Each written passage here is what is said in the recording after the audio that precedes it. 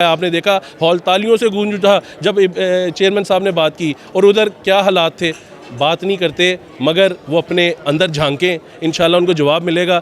जिन्होंने उनके से ये करवाया है ये उनसे पूछेंगे, इंशाल्लाह जिन्होंने उनके कान भरे हैं ये उनसे पूछेंगे।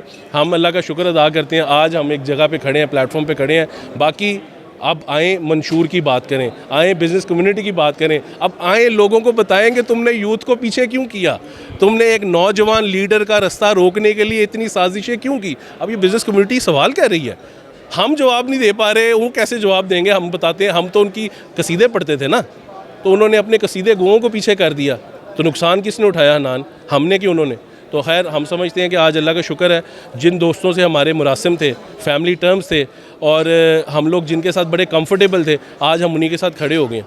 ये अल्लाह का शायद ख़ास करम था, अल्लाह की मर्ज़ी शामिल थी इसके अंदर।